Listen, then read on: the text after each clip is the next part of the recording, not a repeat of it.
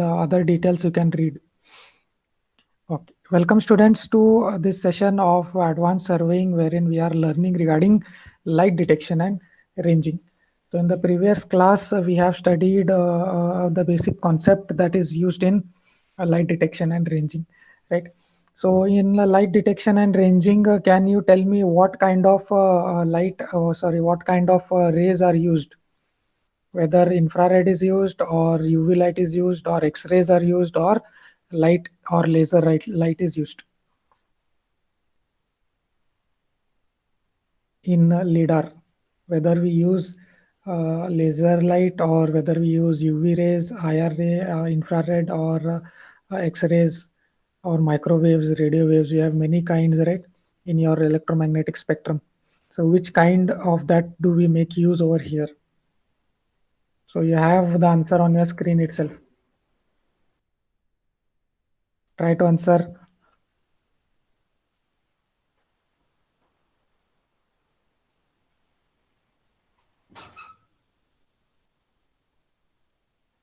Quickly answer. I think you know the answer. Answer quickly. We don't have time.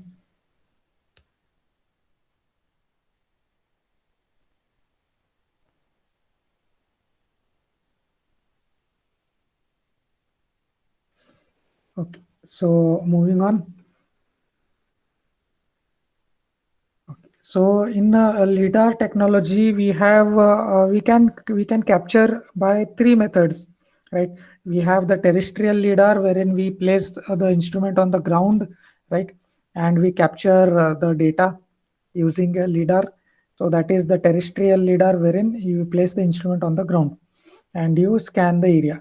Okay. Coming to the second type, we have airborne LiDAR, that is aerial LiDAR, wherein an aircraft is used and the LiDAR scanner is placed on the aircraft and the particular area will be scanned by the aircraft flying over it, right? So that is the second kind. Coming to the third kind, it is also used in space satellites. You can see inside geostationary satellites, wherein the scanner is placed on the satellite and it covers a very large area, right? So the most used is the airborne that we use for survey, and also the terrestrial one, which is used for local surveying, right? Terrestrial surveying, wherein we use the LiDAR scanner for mapping small areas or some buildings, and also it has many other applications in your transportation as well as aircraft and navy technology. Okay. Coming to a few other details regarding LiDAR. Coming to a few other details, LiDAR is a surveying method. As I've told you, LiDAR can be used for surveying that measures distance. Okay, it measures the distance, right, to the target by illuminating the target with a pulsed laser light. With a pulsed laser light, right? So it throws out, or it gives out this laser light, right? It is in pulsed form. It is not continuous. It is a pulsed laser light, right? It gives out packets of light, right? Not continuous waveform. So that is how it illuminates the particular target, right, and measures the reflected pulses with a sensor. This is the basic idea which I have explained in the previous class, right? So this is also an active type of measurement, wherein the target is illuminated by a source, right, by the source which we have carried on the aircraft, right? It is not just reading the reflections given by the sunlight, right, given by the sun, but we what we do is we actively use a light source, and that particular light source gives out pulsed laser light, and that laser light is reflected back by the object or by the ground, and that is captured by the sensor, right? So it is also an active method, not a passive method. Okay, remember this. Differences in laser return times and wavelength can be used to make the 3D representations of the target.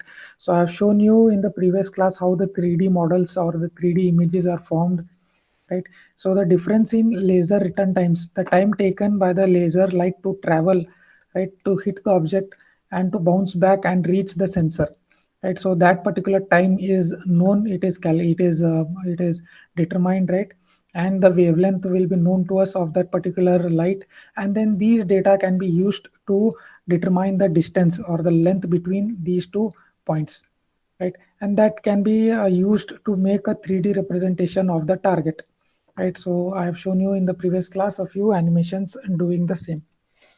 Okay, it requires extremely accurate angle measurements to determine the direction of the laser beam. So whenever you have an aircraft which is flying like this, right? So an aircraft which is flying and taking the readings, as you can see, it is the laser beam is going left to right or right to left, right? It is not going straight down. It is at a side, it moves from left to right, and then it captures. So that particular angle of inclination, or the off nadir angle, right? So that particular angle measurement has to be done very precisely. Okay, that particular angle is to be measured very precisely. So accurate angle measurements are to be done to determine the direction of the laser beam. Okay, it is so-called active sensor. As I've told you, it is an active sensor as it emits its energy source rather than detect energy emitted from the objects on the ground. So usually, our sun also gives out light, right? So we what usually passive sensor does is in daytime, whenever the sunlight is there, the aircraft will fly with a sensor. Okay, with a aircraft will go with a sensor, and whatever light is reflected from the sun, right, by the object, is captured by the sensor. So here there is no light source. Sun is the natural light source that we are using. So this is a passive type of lidar, but active sensor is what wherein we use our own light source, right? So we have our own light source. That light source gives out energy, right, pulsed laser light, and that laser light is bounced back by the object or the ground and is captured by the sensor. Okay, so this is your basic idea of your lidar. Okay, so remember, it is an active method, and we have active source of energy. Then we need accurate angle measurements to determine the direction of the beam, and the difference in the time taken by the laser to travel is and the wavelength are used to determine the distances, right? And okay, so that is the main things that you need to remember in this particular concept. Okay. So here you can see a nice animation showing how an aircraft flies over the particular area, giving out pulses of laser light and scanning the area. Right. So here in this particular animation, we can clearly see that we have the pulsed laser light towards the ground. Right. So pulsed laser light, meaning it gives out packets of light. Right. It does not give out continuous light beam like a laser light. It gives out it gives out packets of laser light, right, not continuous light. So that pulsed laser light is thrown towards the ground, and that laser light is reflected back by the ground, right, and that is captured by the sensor. So the time taken by the laser light to reach the ground and to travel back towards the sensor is recorded, right? So that and the wavelength are used to determine the distance between the aircraft and the ground, right, between the aircraft and the ground. Okay, coming to a few other things, output from the lidar, output or the output that we get from the lidar. Here it gives out the main product of the lidar survey is a 3D point cloud. I have shown you a few other images showing how this particular 3D point cloud is prepared. Right, in the end, I will also show you a few more. So okay, so that particular thing is the main output that we get from the lidar scanner. Okay, the density of the point cloud depends on the sensor characteristics, right? The scan frequency and the repetition rate, as well as the flight parameters. So the density of the 3D point cloud, right? So how dense that particular 3D point cloud is depends on these factors, right? Depends mainly on the sensor characteristics and the flight parameters. So what are the sensor characteristics? Scan frequency, the frequency in which the scanning is done, and the repetition rate, right? So same area may be scanned twice or thrice, or the sensor will scan the same area many times. So the repetition rate and the frequency of the scanning. So those are scanner sensor characteristics as well as flight parameters. So this depends. So these determine the density of the point cloud. Okay, coming to the last point, assuming that the scanner is pulsing and oscillating at a fixed rate, right? Pulsing meaning it is giving out packets of light and not continuous light, and we have oscillating meaning it is going to and fro, right? Oscillation motion at a fixed rate, it is fixed, right? The oscillating motion and the pulsing is fixed. It is not changing. The point cloud density depends on the flight altitude, right? Meaning the flight height will determine the density of the 3D point cloud, and the speed of the aircraft, the speed at which the aircraft is flying, and the altitude of the flight will determine the density of the point cloud, right? So pulsing and oscillating, let me show you in the animation here. So pulsing is this particular light which you see, packet of light which is going and coming back, right? That is pulsing light. And and the oscillation is this particular going from left to right and right to left. That is the oscillating motion. Okay, oscillating motion. So if that is constant throughout the flight, if you keep the oscillating motion constant and the pulsating this thing constant, then the 3D point cloud density will mainly depend on what? It will depend upon the flight altitude and the speed of the aircraft. Okay, so keep these points in mind. Okay, coming to a few advantages. Coming to advantages of this lidar. Okay, lidar is one of the most accurate surveying technologies. If you just go and Google lidar surveys for lidar land surveys, you will get very nice and in detail maps. Right. So lidar gives a very accurate, and yeah, it also gives up to centimeters and millimeters of depth on the ground. Very accurate comparing to photogrammetry, right? So 3D type of model will be given of that particular area. So it gives out a very nice and detailed scanned 3D plot of that particular area. It is particularly the case of terrestrial lasers. Terrestrial lasers meaning the lasers which are placed, or the instrument is placed on the ground, where the sensor is positioned on the ground, and and its exact location is measured using geodetic methods. So the location of that particular instrument is located by using geodetic methods. Okay, not very important. Remember, lidar is one of the most accurate and gives out very good in detail, in depth information of that particular area. Okay.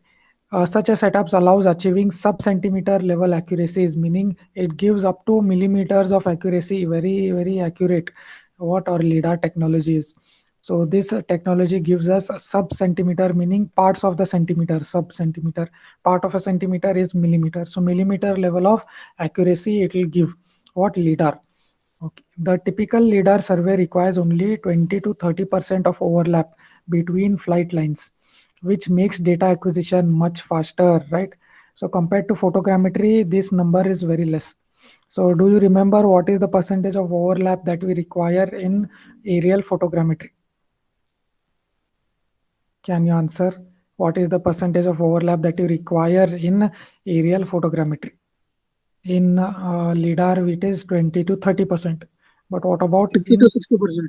very good? It is 50 to 60%. So percentage of overlap is very high in aerial photogrammetry, right? So compare that to the LiDAR technology, we can see it is very less. It is almost half, right? So this will result in faster data acquisition and quickly finishing the particular area, right? So we can do the work very fast because the overlap is lesser, right? So these are a few advantages of your LiDAR. Coming to advantages over photogrammetry, what are the advantages of LiDAR over photogrammetry? Okay, for high absolute accuracy, photogrammetry requires more ground control points to achieve LiDAR level accuracy, right? So if you want LiDAR level accuracy, if you want the photogrammetry to be as accurate as LiDAR, so we require more ground control points, right? And setting out these ground control points or GCPs are very difficult, and it requires a lot of time, right? So it will cost you additional time and money. So GCPs are not very easy to set out, right? And if you want lidar level accuracy, we need more GCPs to achieve that lidar level accuracy in photogrammetry. Okay, so that is an advantage over photogrammetry. Then lidar data processing is very fast, right? Why is it very fast? Because the lidar gives out an output which is generated by the computer itself, right? So whatever the laser is, the scanner, the sensor records the data, right? And it automatically generates the particular map and the data, right? So there is no need of any processing. But what about photogrammetry? We have to use your instruments, right? You have to use your instruments, and you have to place them proper, then you have to do all those work manually. But here lidar does the all the computation work. The computer in the lidar does the all the computation and the processing. It directly gives out the output. Okay, so the raw data requires just a few minutes of calibration. You can see just a few minutes of working or calculation will give us the final product. But in photogrammetry, the data processing is most time consuming part of overall process. Okay, coming to, and in addition, it requires powerful computers that can handle operations on gigabytes of images, right? So in photogrammetry, what happens is we take photos, right? We take photos, and photos are larger in size compared to this lidar data, right? So as you have learned the number of photographs calculation, you have seen that we require thousands of photographs to cover suppose and so smaller area. We require some 100 photos, right? And each photo is of 10 MB, right? So if you multiply 10 by 100, it will be 1000. So here you go, if you measure here 1000 MB, meaning almost 1 TB of your data is gone, right? So sorry, 1 GB of data is gone. So you require gigabits of gigabits of storage space for a single survey, right? And if you have a large, if you are surveying a very large area, right, you require thousands of photos, and that will give you terabytes of images, right? So that takes very powerful computers to process, and we require a lot of storage, right? And the processing time average between 5 to 10 times longer than that data acquisition in the field, right? So if you compare that to lidar, it is very much faster and requires lesser storage, and is processing is also very fast. Okay, so remember these advantages of lidar over photogrammetry. Okay. Coming to comparison, same thing, comparison of lidar to photogrammetry. Lidar should certainly be used for surveying narrow structures. Okay, when should lidar be used? Whenever we want to map areas below the tree canopy, right? We have an area, but you have a lot of trees. A dense forest is there, right? The tree canopy or the trees, what they will do is they will not allow you to see the ground, but this lidar technology can penetrate through this canopy of trees, and you can map the ground, right? So there your lidar technology will be very useful. Okay, and photogrammetry will be the best option for objects that require visual data, right? So whenever you want to have a visual inspection of that particular area, right, you can go for aerial photogrammetry, right? You want to check how much is the area that is covered in forest, how much is the area that is developed, right? What are the percentage of urban development, what is the, and if you have a set of data, right, you have a yearly data, right? If you have 5 to 10 years of yearly data of aerial photogrammetry, you can check how the city, how that particular area has changed, right? How the trees have been cut, or what are the buildings that are being built, new buildings that are come up, right? And for such visual data inspection, we can go for photogrammetry. Okay, so for many projects, both technologies can be valuable, right? So in whenever you want a large number of data, right, in detail, you can go for both of these, right? Lidar will not give you the photo, but it will give you just a 3D map. But photogrammetry will give you the photo, like the photos that are of that particular area. So we can make use of both the technologies depending upon that particular project, right? So it also depends on the time, budget, and capturing conditions, and many other. Okay, so this is just a brief comparison of where you should use lidar and where you should use photogrammetry. Okay, so I hope you have got a clear idea between LiDAR and photogrammetry. Is it clear, both the technologies, what are the differences between them and where they should be used? Is it clear, guys? Yes, sir. Fine. Yes, sir. Okay, okay, okay, okay, okay, okay. Okay.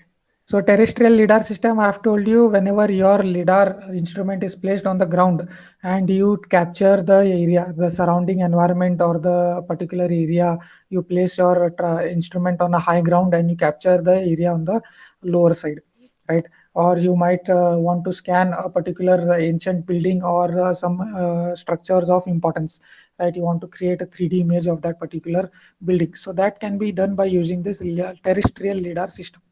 Okay, so this is not very important, but this is one type of lidar system that you should know.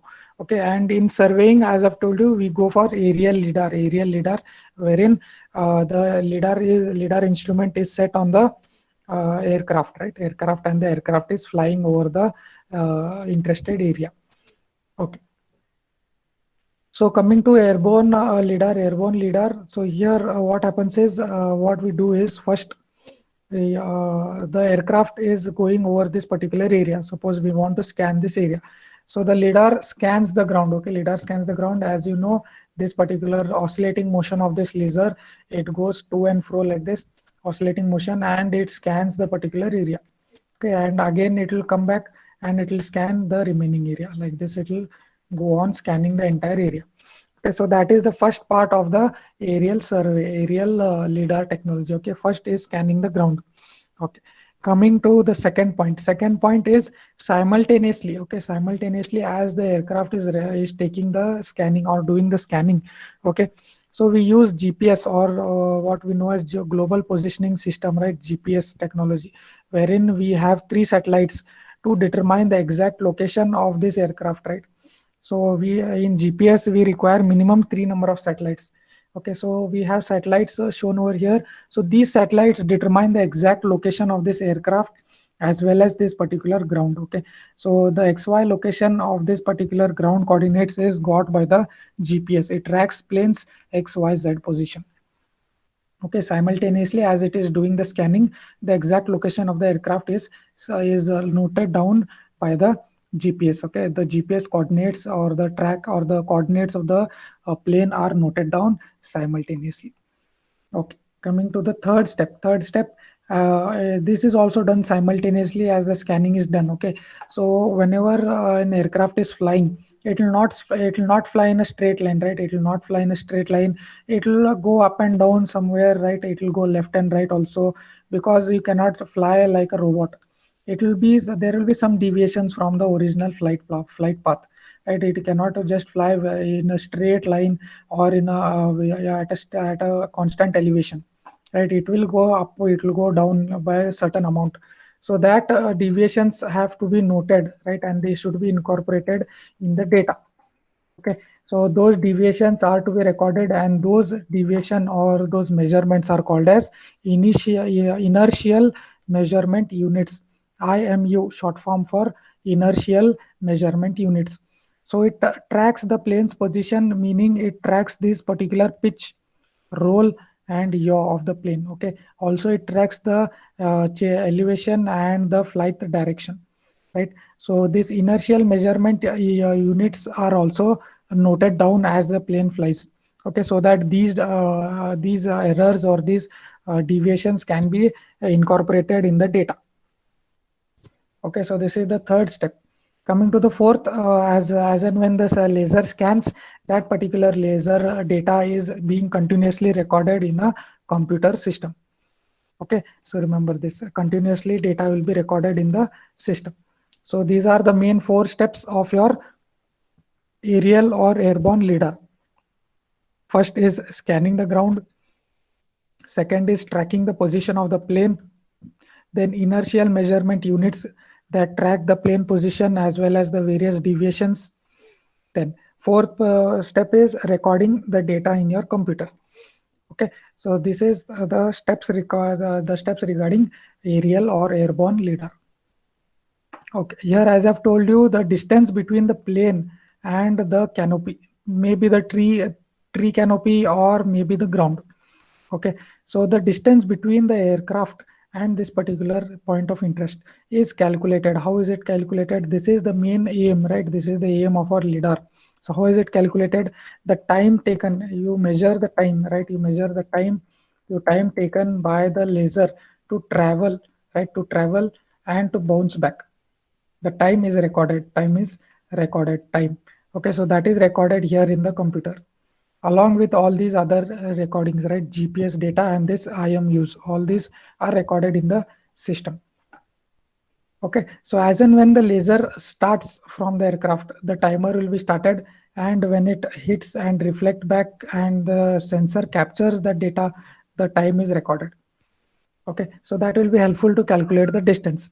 So how can we calculate the distance? The travel time, right? The travel time t, right? So that multiplied by the speed of light will give us the distance. Okay, so the distance is this particular red line which you see here, from the aircraft to the ground or to the tree canopy.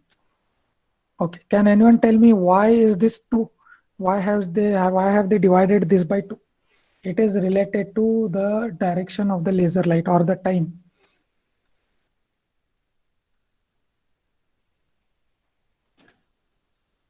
Why have they divided it by 2?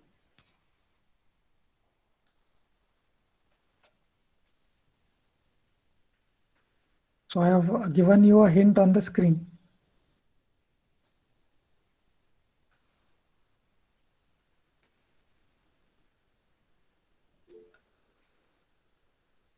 Why have they divided it by 2?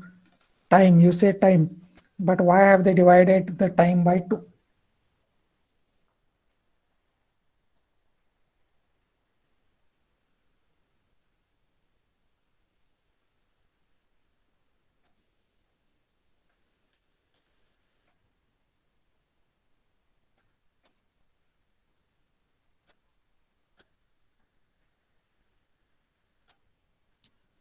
Try to answer what is the reason why they have divided it by 2.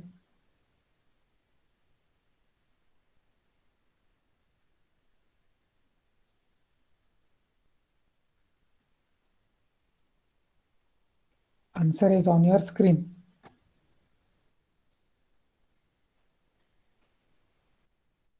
Okay, so because that the laser has to travel twice, right? It has to travel like this once, reflect back and come back, right? So it will travel 2 times, right? It will travel 2 times. So we have to divide it by 2.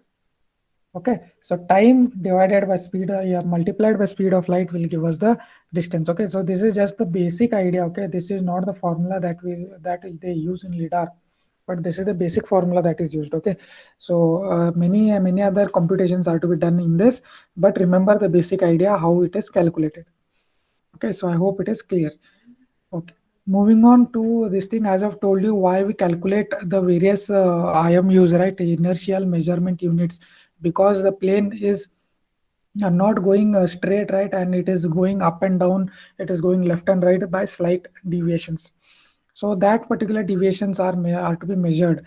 Okay, along with that, the laser light, as I've told you, it does not only scan in one direction, it will be oscillating from left to right, right? It will be oscillating from left to right like this. It will be going left to right, left to right. It will be scanning this particular area. So because of that, we have to know the particular vertical angles, right, of this particular inclined laser lights. So that is called as off nadir light. Whenever it is vertical, it is known as nadir or nadir line, right, which is perfectly vertical.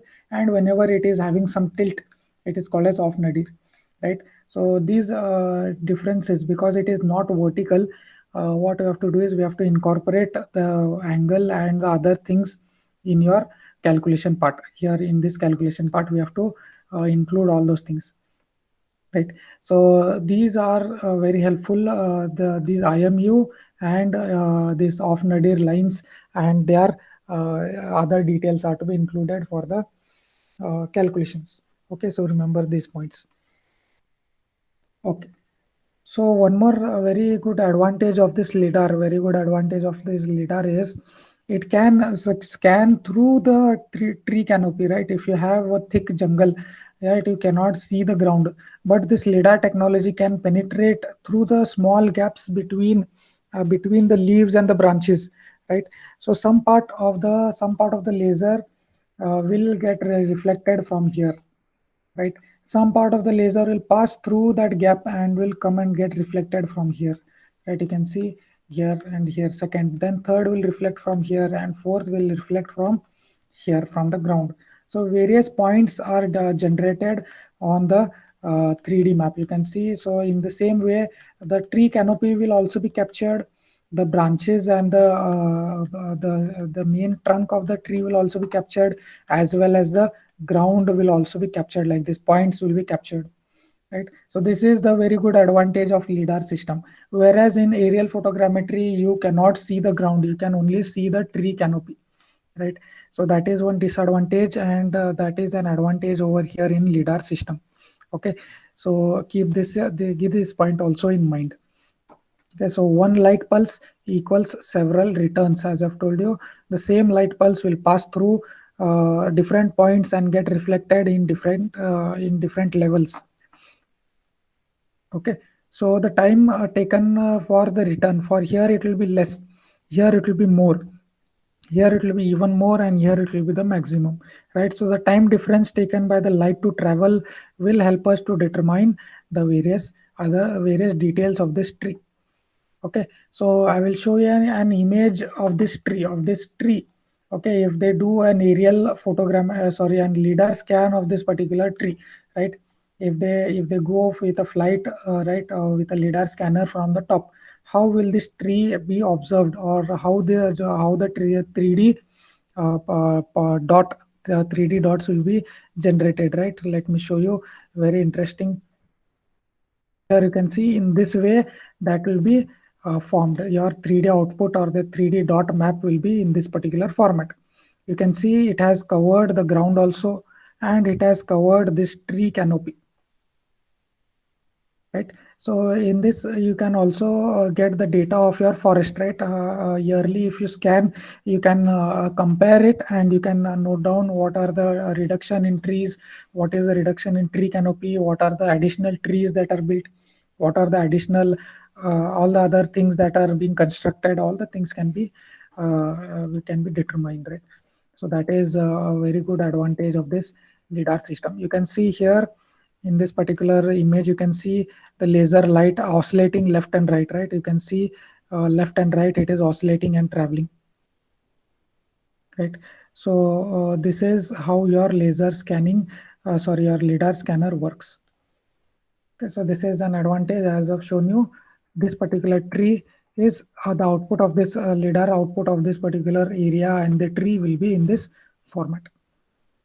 Okay, so if you want only of the ground, you can just delete these particular points, and you will get the only the scanning of the ground. Okay, so the all these options are possible in lidar system. Okay, so I hope today's session is clear. So with this, I think you have understood lidar and its working, and you have got the basic idea of how lidar works.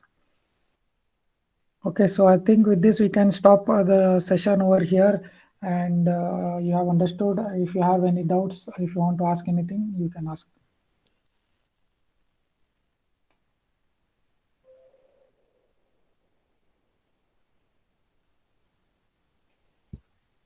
Is it clear, guys? Have you understood?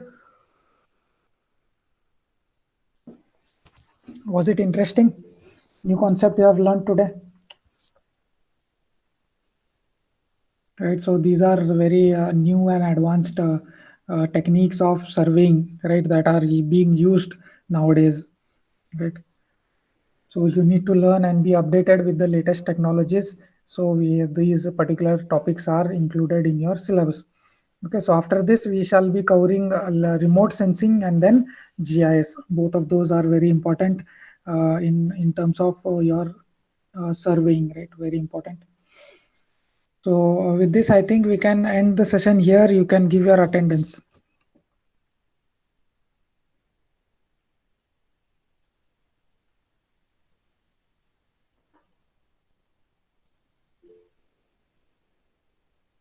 So please don't exit the session. Wait for a few instructions.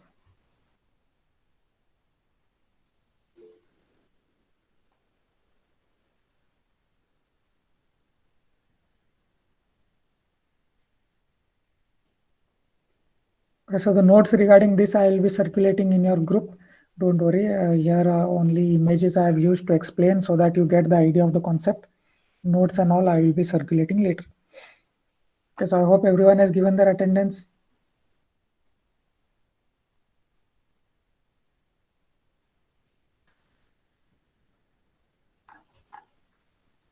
Fine. Okay.